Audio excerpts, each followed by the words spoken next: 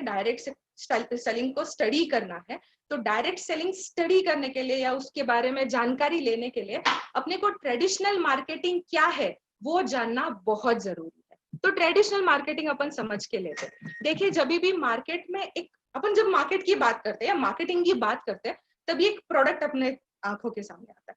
तो आप यहाँ पे कोई सा भी प्रोडक्ट का एग्जाम्पल लीजिए, फ्रॉम पिन टू प्लेन, हर एक प्रोडक्ट जब भी मार्केट में लॉन्च होता है तो उसके दो इंपॉर्टेंट कंपोनेंट्स होते हैं, दो इंपॉर्टेंट घटक होते हैं। एक होता है कंज्यूमर जो वो प्रोडक्ट को खरीदता है, दूसरा होता है मैन्युफैक्चरर जो वो प्रोडक्ट्स को बनाता है।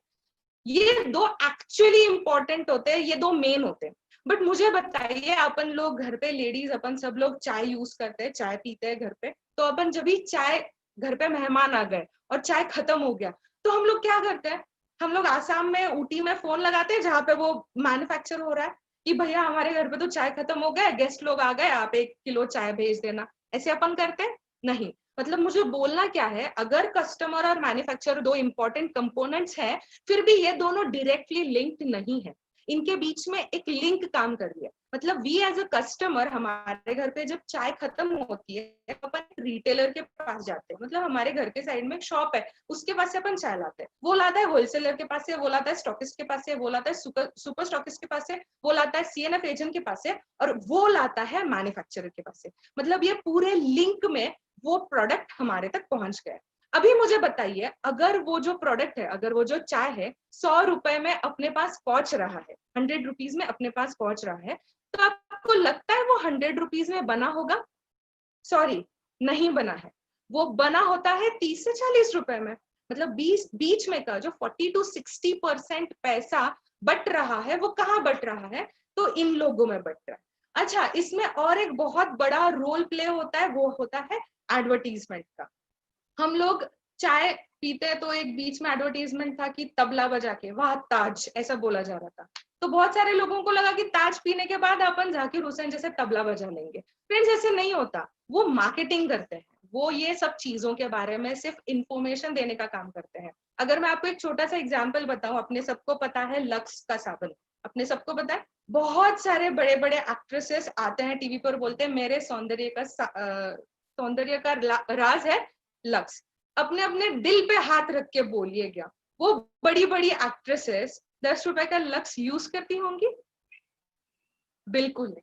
ट्रस्ट मी, वो बिल्कुल यूज नहीं करती है। वो सिर्फ ये आपको बताने का काम करती है। अच्छा मुझे बताइए, वो क्या सोशल सर्विस करती है?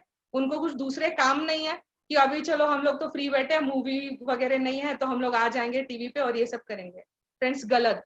वो एक छोटा सा एडवर्टीजमेंट के लिए क्रोर्स एंड क्रोर्स में रुपीज आपके पास ले रही है, करोड़ों रुपए आपके पास वो ले रही है, आप वो ले रही है।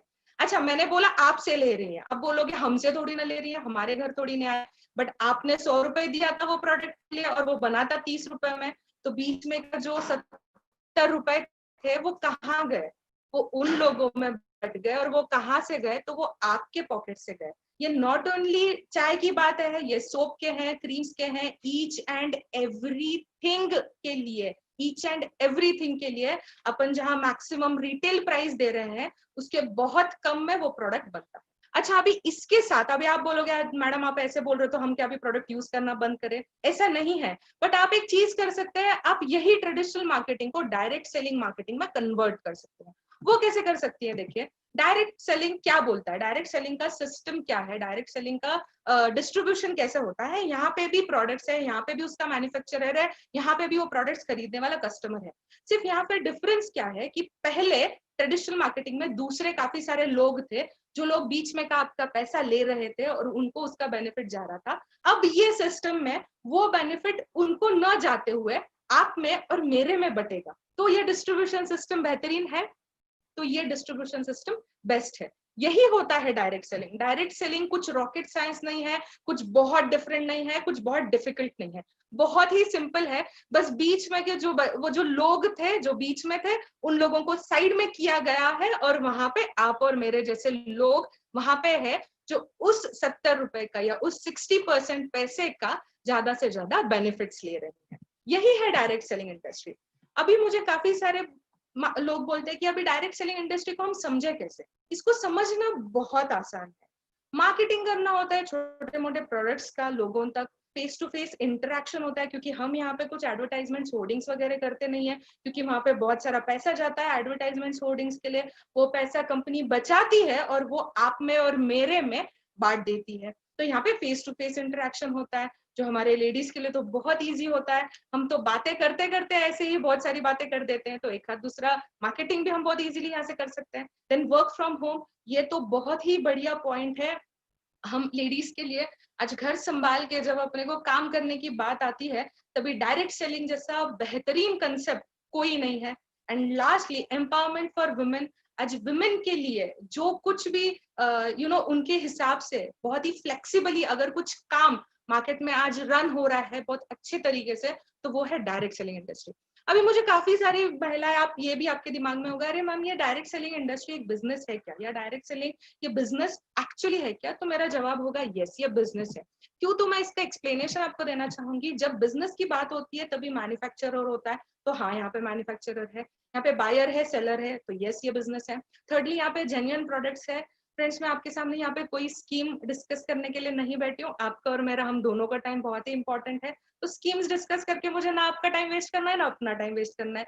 मैं प्योरली एक बिजनेस डिस्कस करने के साथ डिस्कस करने के लिए आपके सामने बैठी हूँ। मतलब जब बिजनेस की बात आती है तब जेन्युइन प्रोडक्ट्स की बात आती है फ्रेंड्स। यहाँ पे प्रॉपर डिस्ट्रीब्यूशन सिस्टम है, प्रॉफिट कमीशन प्रॉपरली मिला जाता है, गवर्नमेंट के टैक्सेस पे करके हमको यहाँ पे अपना कमीशन मिलता है।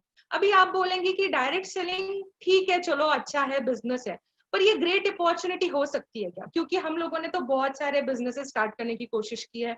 हमने फैशन डिजाइनिंग कोर्सेस किया, हमने सिलाई करने की कोशिश की, हमने पार्लर ओपन करने की कोशिश की, हमने केटरिंग सर्विसेज चालू करने की कोशिश की, बट वहां पे हमें कहीं ना कहीं तो रिस्क लगा था। तो रिस्क क्यों होता है कोई बिजनेस में, कोई ट्रेडिशनल बिजनेस में? तो मैं उसका एक रीजन है कि ट्रेडिशनल बिजनेस में रिस्क होने का एक रीजन है कि वहां पे इन्वेस्टमेंट होता है। आपको छोटा से छोटा एक पार्लर भी अगर निकालना होगा ना फ्रेंड्स, तो आज के डेट पे एक अच्छा खासा पार्लर निकालने के लिए आपको कम से कम 1 लाख रुपए का इन्वेस्टमेंट करना चाहिए। अभी अच्छा चलो, मैंने 1 लाख रुपए का इन्वेस्टमेंट करके यहाँ पे एक पार्लर ओपन किया। आज से बराबर 8 दिन के अंदर मेरी फ्रेंड ने या मेरे नेबर ने बराबर मेरे घर के बाजू में अपना दूसरा पार्लर ओपन किया। तो मेरा तो बिजनेस आ गया ना रिस्क में। क्यों रिस्क में आया? क्योंकि मैंने यहाँ पे 1 लाख रुपए इन्वेस्ट किया था। ये ट्रेडिशनल मार्केटिंग का एक बहुत बड़ा ड्रॉबैक है। और वही डायरेक्ट सेलिंग का एक बहुत ही बढ़िया पॉइंट ये है कि यहाँ पे डायरेक्ट सेलिंग इंडस्ट्री में फ्रेंड्स जीरो इन्वेस्टमेंट है। अगर मैं आपको बताती हूँ कि हम जीरो इन्वेस्टमेंट में काम स्टार्ट कर सकती हैं घर बैठे बैठे, तो इससे बढ़िया अपॉर्चुनिटी तो क्या हो सकती है हमारे लिए? तो ये बहुत ही बेहतरीन बिजनेस क्यों ग्रेट है? बिकॉज यहाँ पे जीरो इन्वेस्टमेंट है। सेकेंडली, ऑफिस या शॉप की रिक्वायरमेंट नहीं है। आज आप कोविड की हालत देख रहे हैं, कोविड की वजह से क्या चल रहा है आप देख रहे हैं। मार्केट बंद है, पर शॉप का भाड़ा जा रहा है लोगों का, 100% जा रहा है। यहाँ पे हमको शॉप से ऑफिस की रिक्वायरमेंट नहीं है। यहाँ पे हाई एजुकेशन क्वालिफिकेशन की जरूरत नहीं है। आप बोलेंगे मैम आप तो इलेक्ट्रॉनिक्स टेलीकम्युनिकेशन इंजीनियर हो, आप कर सकती हो, हमको नहीं आता। फ्रेंड्स यकीन कीजिए, ये बिजनेस जितने बेहतरीन तरीके से मैं कर सकती हूँ, उतने ही बेहतरीन तरीके से एक नहीं सीखने वाली भी मेरी सहेली कर सकती है। बिकॉज यहाँ पे एजुकेशन क्वालिफिकेशन का कुछ भी बैरियर नहीं है, मिनिमम अकाउंटिंग है। और बहुत ही बढ़िया यहाँ पे कुछ पॉइंट्स है, मैं आपको बताना चाहूंगी। यहाँ पे फुल टाइम कमिटमेंट करने की बिल्कुल जरूरत नहीं है। आप आपका घर संभालते, आपके बच्चों को संभालते, आपके फैमिली को संभालते हुए इस बिजनेस को कर सकती है।